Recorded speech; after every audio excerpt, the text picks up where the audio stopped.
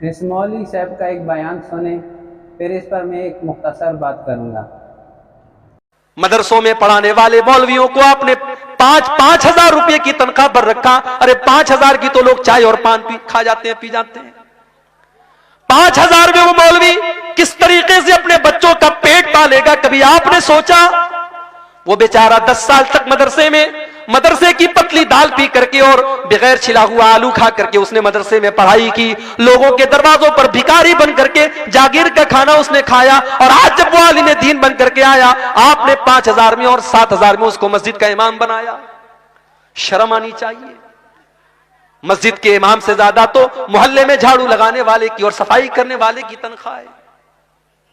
शर्म आनी चाहिए। और उसके बाद इतनी पाबंदी है कि साहब पूरा मोहल्ला मस्जिद में नजर ना आए। अगर इमाम बेचारा किसी दिन फजर में नहीं आया, मौलवी साहब आप फजर में नजर नहीं आए, पूरा एक एक नमाजी जब तक पूछ न ले और तहकीकात न कर ले तब तक मौलवी को नहीं छोड़ेगा। आज हम अपने माशरे में देखते हैं कि मस्जिद के इमाम और खतीब साहब का, मुदर्रिस साहब का बहुत कम ही तनख्वाह दिया जाता है। देखा जाए 10,000 5,000 ये तनख्वाह है।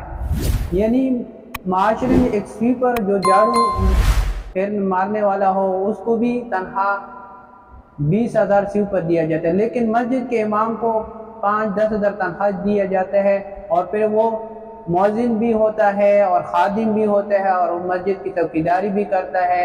यानी हर काम उनसे लिया जाता है। इसी वजह से हमारा माशरा तरक्की नहीं करता है, क्योंकि हम इन उलमा को न कदर की नज़रों से नहीं देखते हैं। तो चाहिए कि मस्जिद के इमाम की तनख्वाह बढ़ानी चाहिए, और हुकूमत भी इसकी तरफ बिल्कुल तवज्जो नहीं देते। वजह क्या है? हुकूमत को कोई फ़ायदा नहीं हो रहा है, क्योंकि असल ये जो है पाकिस्तान इस्लाम के नाम पे बना है। तो यहाँ पे पहले जो दीन इस्लाम के फ़राइज़ सरअंजाम देने वाले लोग हैं, यानी उलमा जो माशरे के रहनुमा है, उनको सही तरह तनख्वाह देनी चाहिए कि वो सही तरह दीन इस्लाम की तबलीग करे। लेकिन माशरे में उसको बरक्स दिया है, माशरे में उलमा की तनख्वाहें कम है, बाकी लोगों की तनख्वाहें ज़्यादा हैं। तो पहले उलमा की तनख्वाहों के बारे में सोचना चाहिए कि हम कितनी तनख्वाहें देते हैं।